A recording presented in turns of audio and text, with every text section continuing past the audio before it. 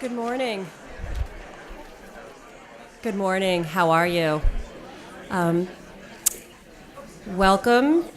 My name's Brianna Sittler. I am the Director of Special Programs here at Bay Path College.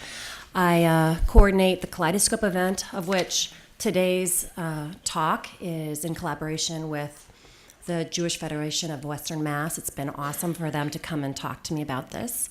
One of the things I'd like you to do is ask you to put your electronics on vibe so you don't interrupt anybody. It's with pleasure again that I announce today's event is sponsored by Bay Path College Kaleidoscope, People's Bank, Jewish Federation of Western Mass, and Bacon and Wilson Attorney at Law. Today's program will be about 30 to 40 minutes of talk. Then you have time for question and answer. You can come to each of these microphones to talk with A.J. Jacobs. And then afterwards, book sales in the back, and he'll be signing books over in the right-hand foyer. So with that, I'd like to actually welcome Josh Gray up to talk and introduce our speaker.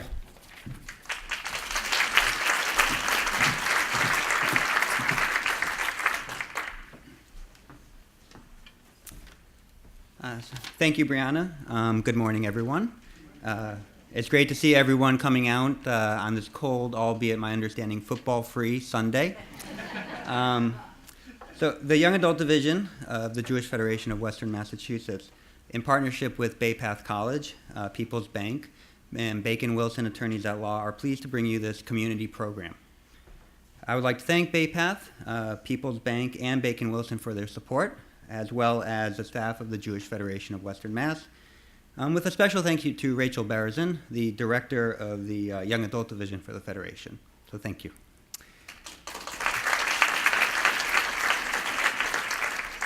So AJ is editor-at-large for Esquire magazine and is a New York Times best-selling author.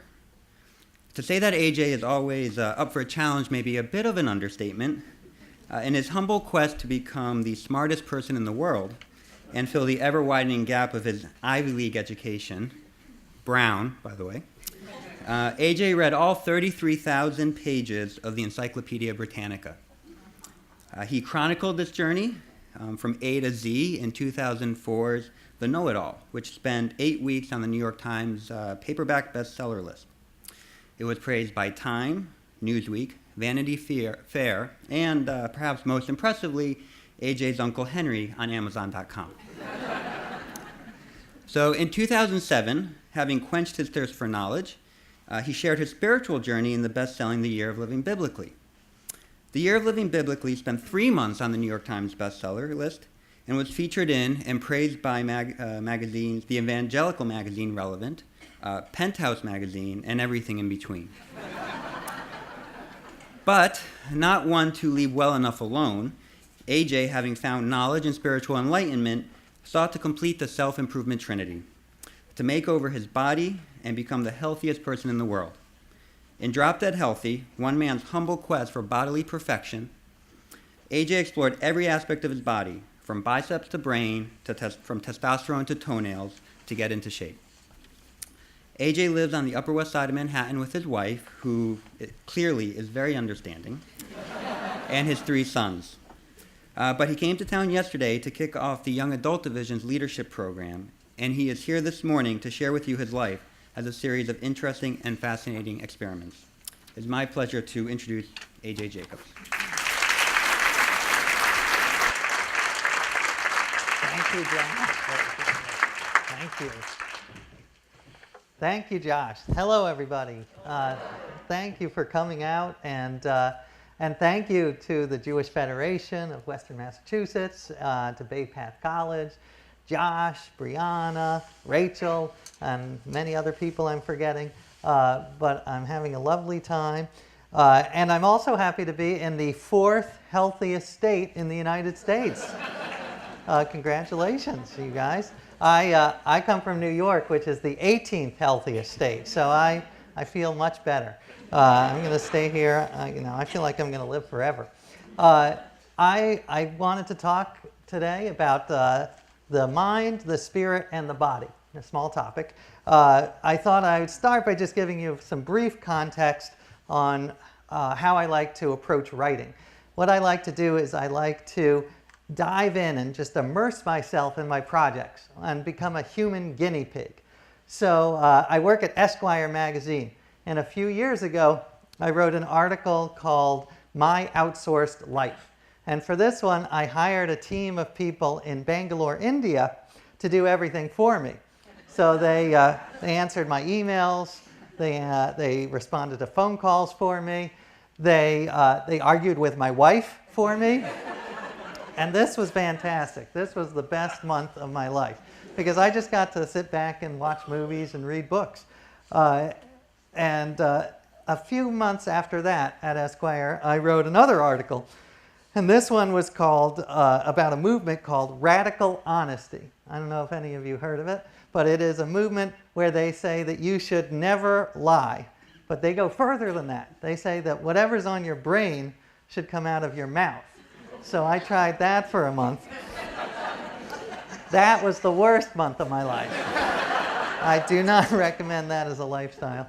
Luckily, I'm still married. But the name of the article was, I Think You're Fat, which in my defense, I never actually said that, but I said a similar thing. My first book, I decided to immerse myself in the world of knowledge and try to improve my mind. And when this came about because when I was a kid, my dad started to read the Encyclopedia Britannica, but he didn't quite finish. He made it to the middle of the letter B. So you could ask him about aqueducts and armadillos. He had cold, but Bolivia, that started to get hazy. So but he gave up because he loves books, he loves reading, but he had a life, he had a job. So about 10 years ago, I did not have much of a life. I had no family. So I said, what if I finish what he began and remove that black mark from our family history? So that's what I did. I started to read the encyclopedia, and it was a bit of a challenge, especially for those around me, because I was so enthusiastic, I couldn't help but share. So my wife started to charge me $1 for every irrelevant fact I inserted into conversation. So I would say, oh, I'm going to Springfield. Did you know that the first basketball game, the players kept tackling each other because they didn't understand the rules? And she would say, that's $1. So, but it was also a great experience in a way because it was uplifting. I got to read about the whole span of human history, all our highs and our lows. And in the end, it was clear to me that the highs did outweigh the lows, that we have made progress as a species. And, just think about 400 years ago in Europe, the average life expectancy was 35. So I'd be long gone. Or something, think about surgery without anesthesia. I mean, it's horrible to contemplate. That it was so bad that doctors would not tell their patients when the surgery was. They would just come to the house and do a surprise surgery because the idea was it was so horrible if you said we're going to do surgery on Thursday, they might kill themselves on Wednesday. So there is much to be thankful for, and it was uplifting. After that, I decided I've improved my mind a bit. Let me try my spirit. And that one came about because I grew up with no religion at all. As I say in the book, I'm Jewish, but I'm Jewish in the same way the Olive Garden is Italian, which is no offense to the Olive Garden, which is great breadsticks. But I wanted to learn about the Bible and my heritage. At that point, I had a kid, and I wanted to know what to teach him. So I thought one way to learn about the Bible would be to live it, to experience it from the inside, and almost walk in the footsteps of our forefathers. So first thing I did is I got a big stack of Bibles, all sorts of kinds. I got a board of spiritual advisors. So I had rabbis, but also ministers and priests and scholars.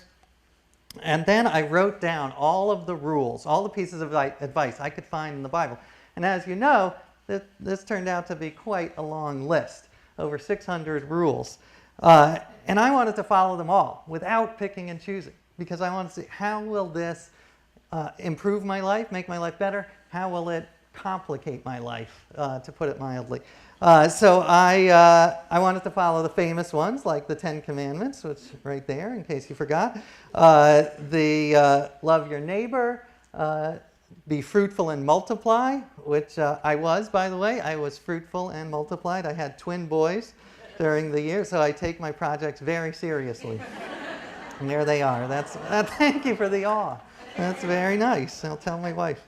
But I also, in addition, wanted to follow the rules that are less well known, that are sometimes overlooked. You know, the Bible says in Leviticus that you cannot shave the corners of your beard. I didn't know where the corners were, so I just let the whole thing grow. And by the end, I had this massive topiary on my chin. And I'll show you a little visual here of what happened. So there I am at the end. And as you might, I'll put it this way: I spent a lot of time at airport security with that look. I genuinely did. LL had some hours. The Bible also says that you cannot wear clothes made of mixed fibers. And this one seems so strange to me. I wondered, why would God care if I wore a polycotton blend? It seemed like God was micromanaging. But I thought, there's no way for me to know if this has any meaning for my life unless I try it. So I did. I got rid of all my mixed fiber clothing. And interestingly, some of the laws that seemed the most bizarre on the surface did turn out to have meaning for me by the end of the project. Not that one in particular, but many of the other ones. There's another law in Leviticus that says if two men are in a fight and the wife of one of the men grabs the private parts of the other man, then her hand shall be cut off. So I wanted to follow that one, of course. That one I followed by default, by not getting in a fight with another man whose wife was standing nearby looking like she could grip my parts. So there were many that were kind of easy to follow in that way, but there were also so many that were challenging. On the one hand, you had all of these rules about trying to avoid the everyday sins that we all commit. The Bible says no coveting, no gossiping, no lying. And I live in New York and I work as a journalist, so that's 70% of my day. So that was it was a big challenge. How do I do this moral makeover? How do I become a better person? One of the secrets that I learned from this year and from my other projects is that if you pretend to be a better person, eventually you become a bit of a better person. So they say in business, fake it till you make it. This also applies to every other aspect of life, to ethics. If you, during the year, for instance, I had a friend in the hospital. I didn't want to go visit, but I said, what would a compassionate person do? So they would go to the hospital. So I forced myself to go to the hospital. I tricked my mind. I'm in the hospital. I say, oh, I must be compassionate, and I become a little more compassionate.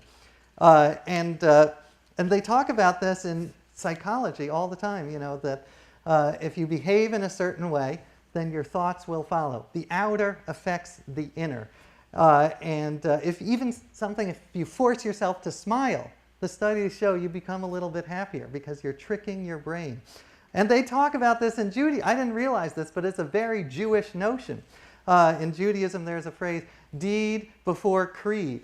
And so the idea is if you follow the rules, follow the mitzvot, eventually your beliefs will change. So but it was still a challenge not to lie, covet, and gossip. But I made some headway. Another challenging part of the year was trying to follow the rules that don't really jibe all that well with modern American customs. The Leviticus has many rules on purity and how you are not supposed to touch women in their time of month. And if you take Leviticus really literally, you should not be sitting in a seat where a woman in her time of month has sat, because then the seat is impure and you become impure. Now, my wife found that offensive, so she sat in every seat in our apartment. I was forced to stand for most of the year, which, my next book after that was about health, and I learned that sitting is terrible for you. So she was doing me a favor in the end, so I thank her for that. There's also the rules in Leviticus about stoning adulterers. That was hard to pull off, but I figured I should try. So I was able to stone one adulterer. I'll tell you very quickly. I was in Central Park, and I was, at this point, getting really into the project. So I was trying to dress biblically as well. So I kind of looked like that. I didn't have the sheep. The sheep was a rental sheep. And this is me hailing a cab. That's the kind of... But I was dressed like that, and a man came up to me, and he said, why do you look like that? And I said, I'm trying to live by all the rules of the Bible, from the 10 Commandments right on down to stoning adulterers. And he said, well, I'm an adulterer. Are you going to stone me? And I said, well, that would be great. Thank you. I was so excited that he offered. So I took out a handful of stones that I had been carrying around for this purpose. And they were small. They were small stones and pebbles. And I showed them to him, and he was very aggressive, an aggressive adulterer. He grabbed the stones out of my hand and threw them at my face.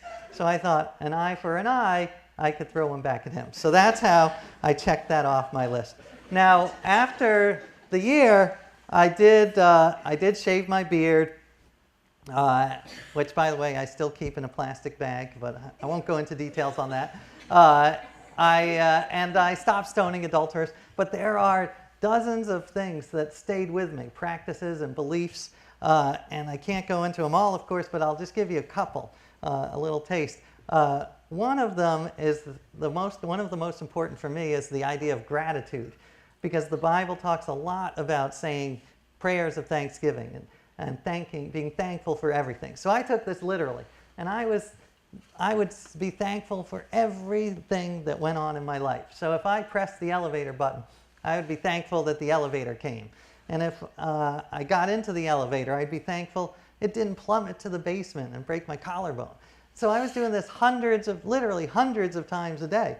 And it was a very strange way to live, but it was also wonderful, because you realize, it drove home that there are hundreds of things that go right every day that we totally take for granted. And we focus on the 3 or 4 that go wrong. I'm thankful right now that this microphone is working, the PowerPoint, that's a miracle. So I've tried to keep that perspective. It's hard, but I feel that it's made my life a lot better. After the year, my wife and I did join a synagogue. As I mentioned last night, it's a Reform synagogue, and we don't really go. We go sometimes, not as often as we should. But I did want to give my kids a foundation in my religion, in our heritage. And whatever they decide to do is okay by me. If they decide to become observant or non-observant, as long as they're good people, as long as they're mensches. But I thought it was important to give them a little foundation so they could choose what they wanted from a place of knowledge. So that was some of the lessons I learned, and I'm happy to talk about any more during the Q&A. But I wanted to quickly end with the third part of my journey. So I had done the mind, I had done the spirit, now I needed to do the body. And I really did need to do the body because I was in terrible shape. I looked like I was what they call skinny fat. I don't know if anyone knows that term, but my body looked like a snake that had swallowed a goat. So it was all right here, like 6 months pregnant. And then I got sick with pneumonia, and I was in the hospital, and my wife said, listen, you've got to get in shape. I don't want to be a widow in my 40s. And I said, okay, well, if I'm going to do this, I'm going to try to do it the way I did my other projects and go all in. So I took all sorts of tests at first to see how I was at the start. So this is a brain test. I took cholesterol, the usual. I took sleep tests. Weirdly, I did not get a great night's sleep that night. I don't know why. And then I got a board of medical advisors, so doctors and nutritionists and scholars, and I made a list of every piece of health advice that I could find. And this turned out to be longer than the list for the Bible. Hundreds of rules. And I realized that if I'm going to do this, I pretty much no hobbies, no side projects. This is a full-time job, because if you're trying to be maximally healthy, there's so much to do. You've got to exercise, you've got to meditate. Meditating, there's so many proven benefits to your mind and your body from meditating. You got to put on sunscreen. If you follow what the dermatologists say, you've got to put on a shot glass full of sunscreen every 2 to 4 hours. That's a buttload of sunscreen.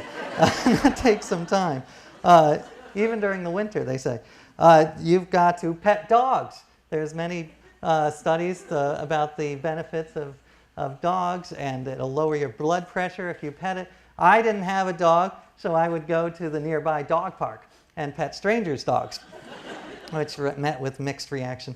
You have to prepare food, because, as you know, processed food is terrible for you. You have to eat the food, and if you're eating in the most healthy way, that takes some time, because our moms were right. We need to start chewing our food. I actually ran across this movement on the internet where they are very passionate about chewing, passionate about mastication. They say, the movement is called Chewdyism, by the way. I didn't make that up, so I don't want any blame. But they say we should chew 100 times a mouthful, which is a crazy idea, because then it takes like a day and a half to eat a sandwich. But their general gist is right. We need to chew more because it does two things. First, it slows down your eating, which is incredibly important for portion control. The slower you eat, the less you eat. It takes 20 minutes, as you might know, for the message to get from the stomach to the brain that you're full. So eat more slowly. And it also helps with digestion. You get more nutrients. So as part of the experiment, I wanted to try everything. So I tried every fitness regimen I could, from the normal to the not so normal. I did something called stroller sizing, where you turn your kid into a piece of exercise equipment, basically. I did something called the caveman workout, where you go into the park and you throw boulders and climb trees, and there I am doing the cave. I loved, by the way, that they were some of my favorite people I met during my years, the people in the caveman movement, and they believe that our bodies were built to be on the savannah for hundreds of thousands of years. That's what evolution was guiding us towards. So that to be healthy, we should try to go back to the caveman lifestyle. And one of my favorite characters in the book is a guy named Vlad. And Vlad, he doesn't use any modern hygienic products like toothpaste or deodorant. And he was telling me about this. And then 5 minutes later, he was complaining to me about the lack of women in the caveman movement. And I didn't want to be rude, but I was like, maybe there's a causal connection there. But I didn't want to hurt his feelings. I tried all sorts of different diets. So the raw food diet, vegetarianism, the paleo diet. I tried something called calorie restriction, which was horrible. It was I don't know if you've heard of this movement, but they say if you eat very little, if you eat 70% of what the normal people eat, and you're almost on the verge of starvation all the time, you will live a lot longer. And of course, the question everyone has, that I had, was, yeah, but why would you want to? It's a horrible, like, if you can't have a waffle now and again, what's the point? But I went to dinner at the head of the calorie restriction movement's house, and it was an interesting dinner. For the appetizer, we had a blueberry, and for the main course was a walnut. So, but just to be clear, we each got our own blueberry and walnut, so we didn't have to split it. So it wasn't crazy. I tried all sorts of products. From the normal to the not so normal. I won't go into and much detail on this, but just to tell you, one of the most interesting products I tried was called Nature's Platform. And this is because I learned during my year that I had been going to the bathroom incorrectly for 40 years, that we were not built to sit on the toilet, we were built to squat. And this is a gadget that you can put over your toilet that will turn your first world toilet into a more developing nation's toilet. And so this is what that looks like. I'll take it off. I don't want to alarm anyone. I know it's not lunch yet, so that was in my bathroom for maybe 3 days before my wife said, okay, get that out of here. Now, at the end, again, I couldn't keep everything, but there were many changes to my lifestyle that I have kept. And I'll just give you a couple of takeaways, and then you're free to ask any questions. One of the big ones is the idea of avoiding the sedentary life. One of the most alarming things about the year was reading all the research on how terrible sitting for extended periods of time is for you. And I'm sorry you guys are all sitting. I feel guilty saying that. But if you are at a desk all day, you know, it's so important to get up every hour and just walk around for a couple of minutes. I took it further and I got a treadmill, and I put my computer on top of the treadmill, and I wrote the book while walking. So it took me about 1,000 miles to write the book. And there's a group, I'm not alone, there's a group of people who do the treadmill desk, and I'm a big fan. So any way you can get movement into your life is good. It doesn't have to be sports, it can be gardening, but any type of movement, even fidgeting. Your mom, in this case, was wrong. Fidgeting is good. There are actual scientific studies on fidgeting that say that it helps burn calories. To get myself moving, one of the greatest motivators was the simplest one. It's just a pedometer, and I still have it with me. And just having a goal to get to 10,000 steps every day is so motivating. And it changes the way you look at movement. So instead of being annoyed about having to walk around the house looking for your lost keys, you're like, oh, at least I'm getting some steps. And I do cheat a little. I was just telling Josh earlier, I think it was Josh, that sometimes my kids will steal my pedometer and run around the house, and I sort of count that as my own. And I'm also, you can go on several websites and compare your steps with your friends' steps. And this is actually very motivating. Peer pressure has a negative connotation, but peer pressure is wonderful for becoming healthier. So I really have this competition with my friends about, you know, who can take more steps, and I am losing. It's an embarrassment. But I do get to 10,000, but a friend of mine gets like 25,000 a day. She's insane. In terms of food, I had to radically change my food consumption, and there are two ways. There's the quality and the quantity. So in terms of quantity, as you know, our portions in America are out of control. So trying to make my portions smaller was a huge part of my year. Judaism helped.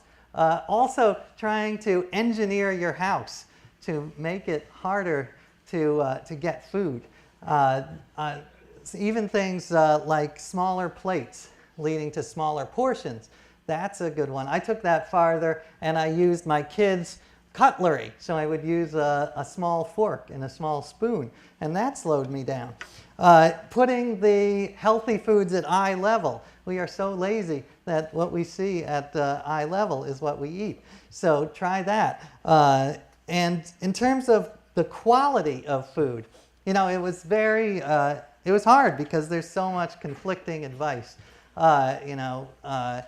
There's the people who say carbs are the root of all evil. The others who say animal products are the root of all evil. But the good news about it is that each side agrees on maybe 70%. And Michael Pollan, I think, summed it up pretty well. He said, he's a food writer, he said, eat whole foods, meaning foods that look like they did when they came out of the ground, foods your grandmother would recognize. Eat whole foods, mostly plants. I think the science does support that. Mostly plants and not too much. So that's what I try to do. And both sides agree, I think, that processed carbs are quite horrible for you. So white sugar, white flour, white rice, even, I have to say, whole wheat flour. It sounds good, but they crush it up and you lose a lot of the benefits. So trying to avoid all that sugar is important. I mean, which is incredibly hard because my kids, you know, I give them one of those little tiny Danoninos, those little yogurts, they have 18 grams of sugar. The recommended amount of sugar for a kid in one day is 12 grams of sugar. So they've done 150% of their sugar with one of those little things.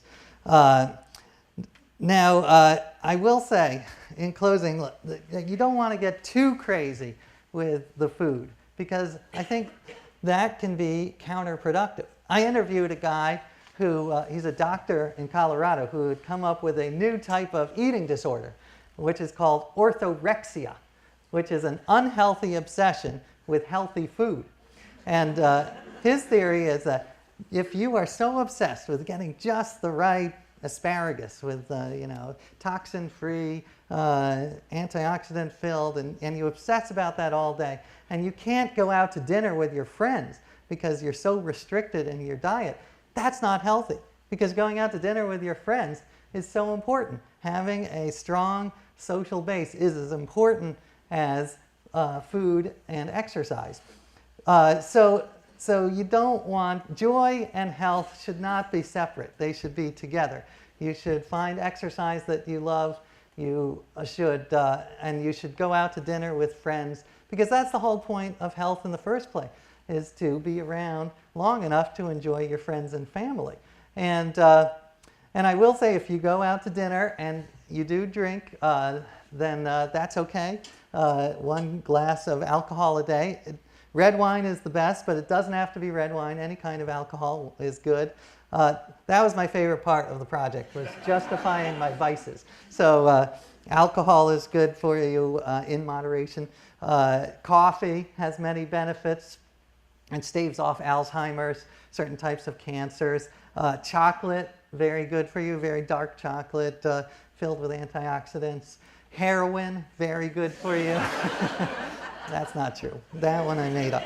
But the point is, try to find a way to make health and joy come together because it can happen. They don't have to be separate. With that, I will thank you and open it up to any questions. So thank you very much.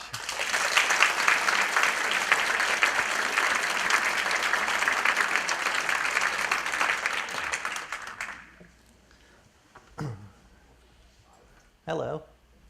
I was sorry to see that the TV pilot that you had been preparing wasn't picked up. I was wondering if you could talk a little bit about that, particularly the casting deliveries that you had. Well, thank you for asking. Yeah, one of my books was a collection of experiments I did, shorter experiments, and NBC bought it and tried to turn it into a TV series. And the TV business is so weird because they'll make like 10 of these pilots and then only put 3 or 4 of them on the air. Mine was in the 6 or 7 that did not appear on the air. But it was awesome experience they created this entire set of my apartment, and they had books and pictures of my my fake family, and it was Donald Sutherland played my father-in-law. And by the way, this is probably not biblical. This is Lashon Hara. But Donald Sutherland was a hilarious guy because he had very particular demands. You had to have a certain type of silk underwear available for him in his trailer at all times. So it was interesting to see how Hollywood works. But they spent a lot of money making this. Not that much of it went to me, but they spent $3 million, and then no one ever saw it except for my family. So I have the most expensive home movie in history. But it was about me. It was about a men's magazine writer who does these experiments, and every week he drives his wife to the brink of insanity, and then they make up at the end of 22 minutes. So that was it.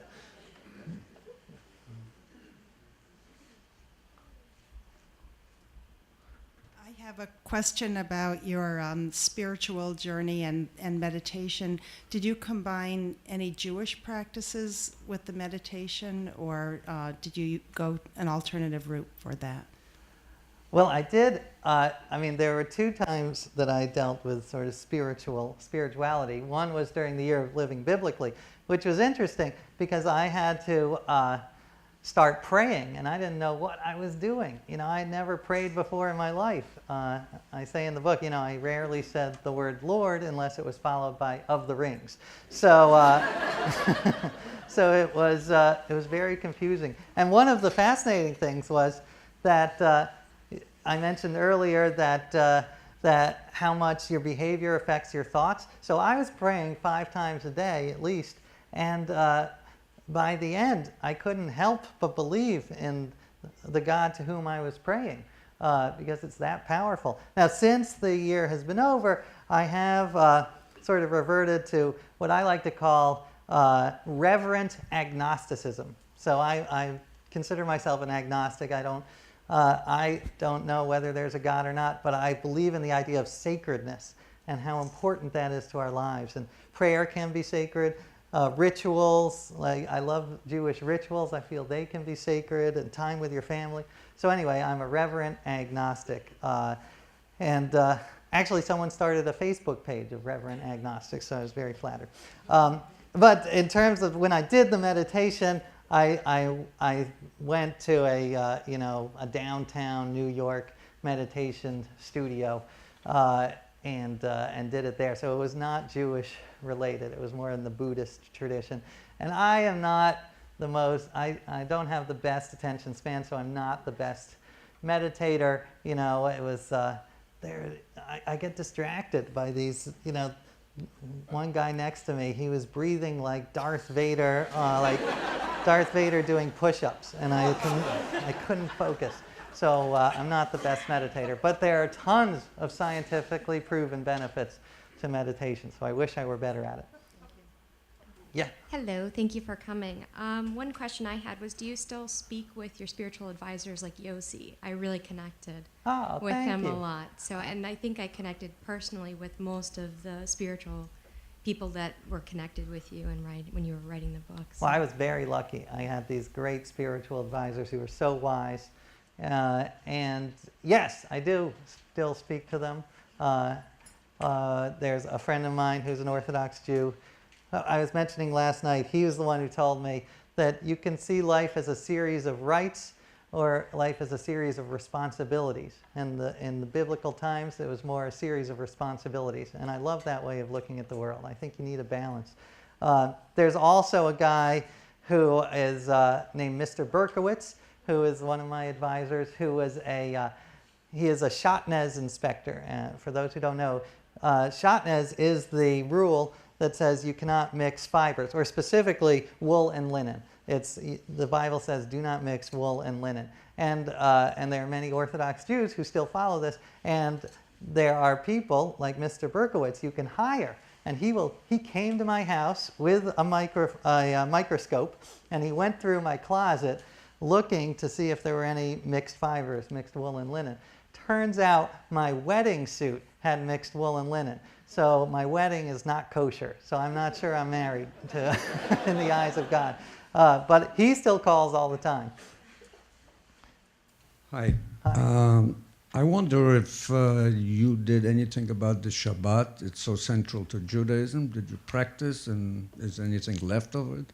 I did. In fact, that is one of my favorite things about the year, and one I try to keep is Shabbat, because as you point out, it's so central, and especially now when there's no difference between the work day and the work night, and the weekend and the weekday, because we're all on our iPhones or Androids all the time. So to disconnect is so important, and it's such a restorative thing. So I have tried to keep that. I don't do the Orthodox Shabbat, but I try not to work or answer emails or get on the phone.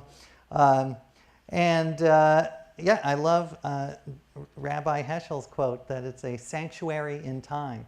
I thought that was that really resonated with me. I will say it was confusing though, because during the year my friend pointed out that observing the Sabbath was for me work, because I was working on a book about following the rules. So that confused me for several weeks, but I decided to keep it. Any other questions? Hi, I'm Nancy Rossiter. I'm the Director of Business Programs here at Bay Path College, and like everyone else, thank you for coming out. Thanks for having me. My question for you has to do with your next project. I know My Outsourced Life, which I really enjoyed as part of Tim Ferriss's 4-Hour Work Week, right. Was about outsourcing in business, and that maybe your next project might have something to do with financial management. I mean, I can imagine being a journalist in New York City has got to be interesting. So you've done your mind, you've done your spirit, you've done your body, so why not? It's a great idea, and I have considered it, and I'm still thinking about it. I haven't settled on my next big project, but I'm doing a couple of smaller projects. The one that just came out, it's not financial, but it is sort of related to the outsourced life in a way. It is, there's a movement called life logging. And the idea is that our memories are terrible, so we need all the help we can get. So these people videotape their lives 24 hours a day. So that's what I did. I wore a little camera on my ear, and it taped everything. And the idea was that 70% of my arguments with my wife are like, you didn't say, that's not what you said. You never told me that. So now I could say, well, let's go to the videotape. And that turned out not to be a successful strategy. It was kind of a lose-lose. Because if I was right, then she just got angrier. And if I was wrong, which is most of the time, then I was a loser. So, but there are advantages to this life logging. I mean, I loved the fact that I was able to capture these moments with my kids that would normally have just gone into the vapor. And I really do think our memories are, my memory is just a disaster. I make up. I have no idea what happened in my childhood because, I recently went to Disney World with my kids, and I had such strong memories of going to Epcot Center when I was a kid. And I called my mom and I said, how old was I when we went there? And she said, we never went there. It was all from like watching a TV show about Disney World, and I had co-opted the memory. Any other questions? Brianna.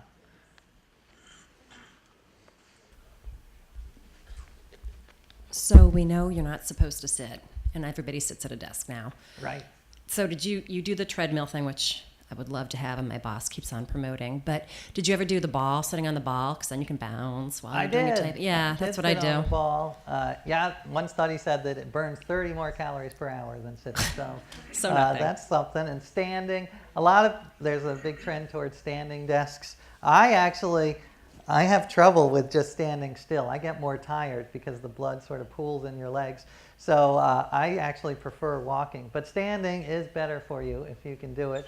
But again, you don't have to get a treadmill desk. As long as you get up every half hour, 45 minutes, and just walk around a little, that makes a huge difference.